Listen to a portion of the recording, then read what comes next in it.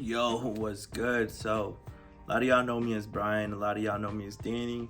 I'm now Danny the Barber. For those of you who know me before, you know that I have a background.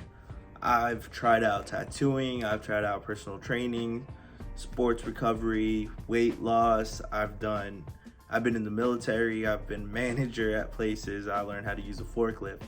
I'm a man who did a little bit of everything, and I now found my passion in barbering. That being said, this YouTube channel is gonna be so much for you guys of my journey in the barbering world, but it's also gonna be for me, so I could look back one day and just be like, where I came from to where I'm at is just to track my process, you know. Um, I do want to do a lot of collabs with a lot of people I know. I know barbers who do designs. I know barbers who do colors. I know celebrity barbers. I know a lot of people, and hopefully in a couple years or in a couple months or who knows, I'll be able to collab with them, have them on my page.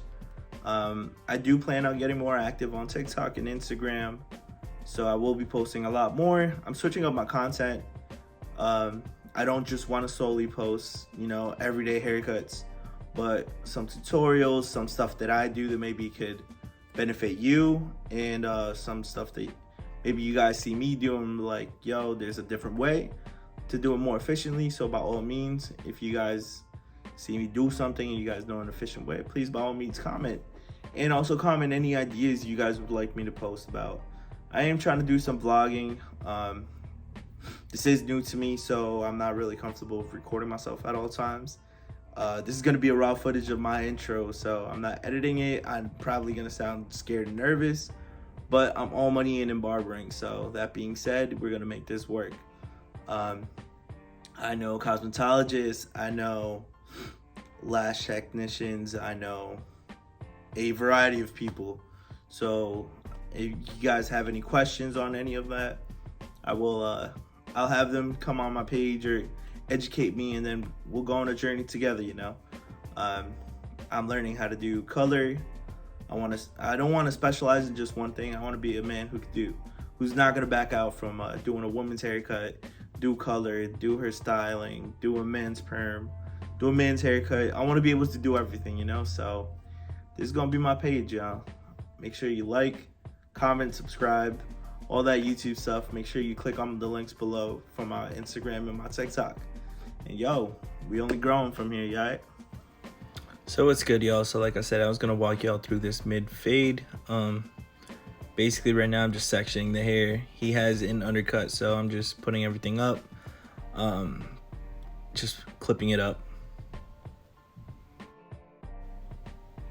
I always do want to ensure that I have all the hair clipped, only because it does make it easy for when I debulk, especially when it's an undercut. It's a disconnected haircut, so you want to know where the difference is. Here you're going to see me debulking with my 6 guard.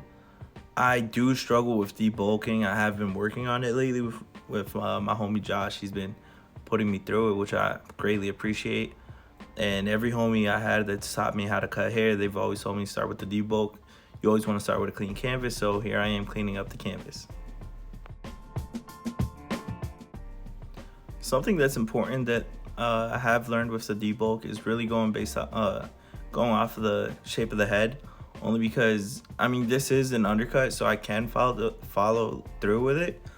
But when I do like any other haircut, if I go too deep into the haircut, I am gonna leave a undercut shape on every other haircut. So make sure I go off of the shape of the head. And then here I am with my trimmers. I do use the low pro trimmers, just that I have had the issue where they get really hot. Currently I loosened up some screws, so hopefully that helps. But here I am debulking, setting in my bald line.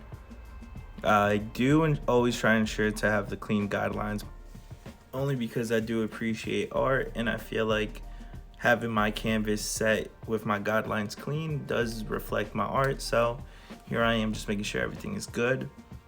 I am gonna come in with my shavers, make sure I bald everything out. Once I get to where I put my trimmer line, I do flip my shaver, only so I could tap at the line and go down at it, just so I'm not making a harsh line.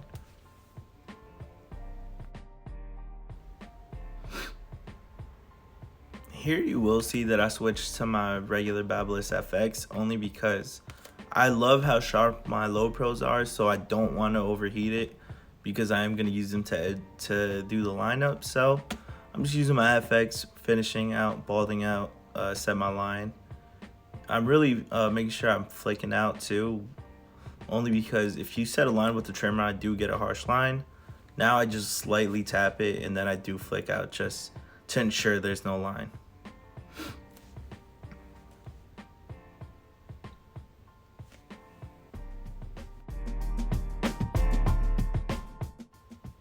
After balding out, I look into the mirror to make sure my guidelines are even on both sides. I clean out the back a little bit more, just making sure everything is good.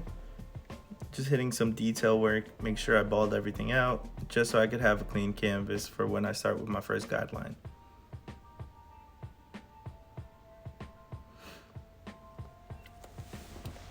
Now my first guideline is going to be with the clipper open. I do go in with the 4 clicks open, only because it helps me stay more organized. I know it has 5 clicks and it's really not that big of a difference, but in my mind it does help to fade out.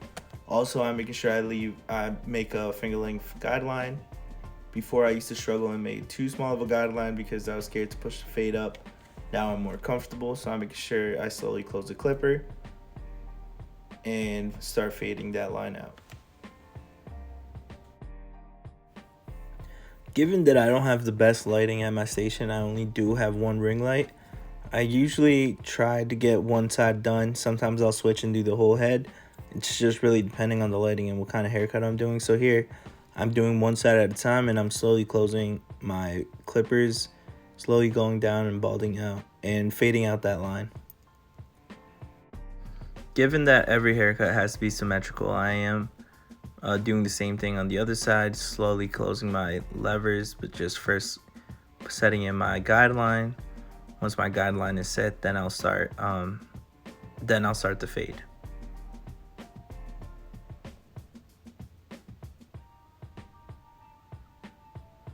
So here I am slowly closing the lever.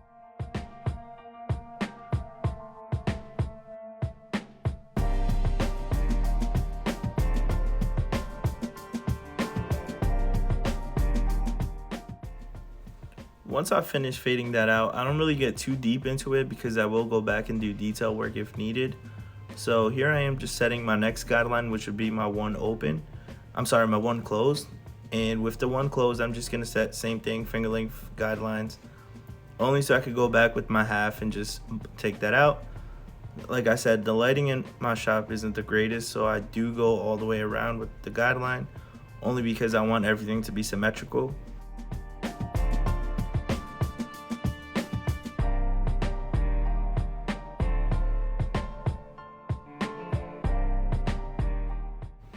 So as you can see me setting my guideline, you can see that I did struggle with my debulk. Like I mentioned earlier, it is something that I am working on because something with my debulk I used to do and I still kind of do was pushing the haircut too high where I leave the sides too short. And then I feel like if I did like a comb over a slick back, it does look like an undercut. So, but now I'm working on debulking, so I promise on my next video you'll see the difference. But here I am with my half guard just fading that line out. I keep saying that the haircut needs to be symmetrical because it does. It's a fade. So a tip that my boy Josh actually put me on was no matter where I have the guard, even if it's 3 clicks open or all the way closed, follow through with it throughout the head, only to make sure that everything in that line is the same size, even if it's not cutting. Before I used to do like kind of like a polka dot kind of fade where I'll just detail and just hit one spot, then go hit the other spot, and then my fade just looked uneven. So now that I'm doing that, it does make a huge difference. But here I am debulking again because I did see how bad it was. I'm just making sure I run down the guards to debulk as I do ensure that I use the bottom of the guard just like I showed, only because it does help to go off the shape of the head, and that's where the cutting blade is. Something that a lot of my boys told me was I'm not cutting enough because I'm just putting the teeth of the guard in there, and I'm not really going through with the blade. So I do ensure I do that now, and it's definitely helping with my debulk. It's helping with my fades and everything. It does help my flicking motion too. So like I said, I'm running down my guards, making sure I go shorter. I start out open and then I go closed, only because even if it doesn't need the close or the open, I just don't want to cut it too short.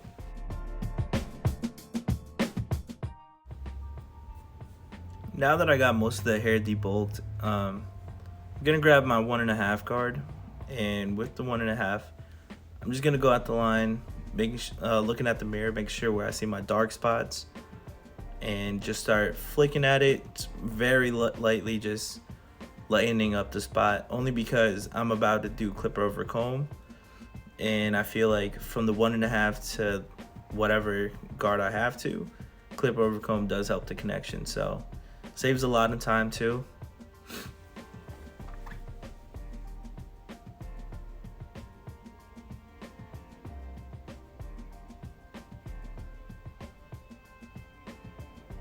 So like I mentioned, I am making sure I flick out at the haircut only just with the 1.5, just slightly to lighten up the haircut.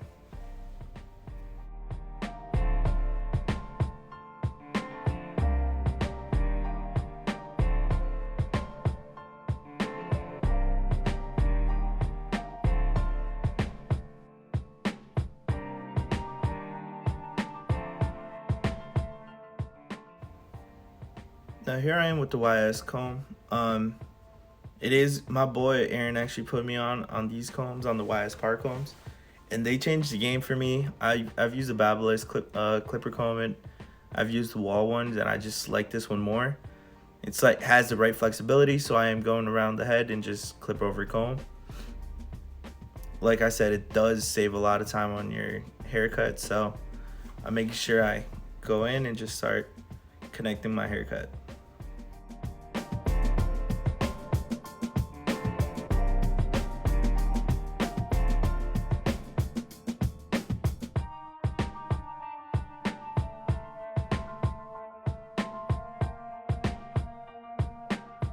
Didn't really want me to line him up. So I asked if I could just give him his C cup and the sides, and he was okay with it. So like I said, I love using my low pros because they are sharp. So here I am just lining him up a little bit, flicking at the line because I'm just doing some detail and I'm about to finish the line up.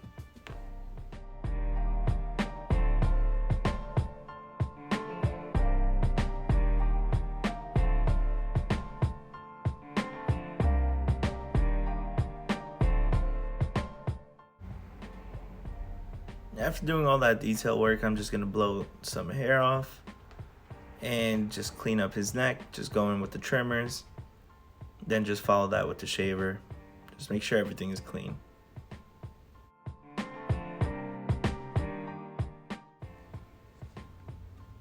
During the consultation, my client did mention that after he got his perm, he did feel his hair a little damaged. So here I am just putting some leave-in conditioner, some curl activator. I'm recommending him different shampoos and conditioner he should be using. But I'm just basically showing him how to style it now. Now after his haircut, I showed him what the back looks like. I showed him the fade, and this is what he said. ¿Te gustó? Sí, excelente. Me gusta. Muchas gracias. Right. So this is the end of the haircut. Any advice you guys have or anything you guys recommend me to do to change what I did? Any steps you feel like I should probably try out or to make more efficient my haircut? Please just let me know. Thank you. Alright, yo, so like I said, that concludes my first video. Any thoughts, any suggestions, any feedback, anything, just please comment below. Spread the love, you know what I mean? I'm all money into barbering, so whatever you guys want to know from me, Whatever you guys want me to post, this is my passion. This is my art now. So whatever y'all want, I'm here for y'all. Peace.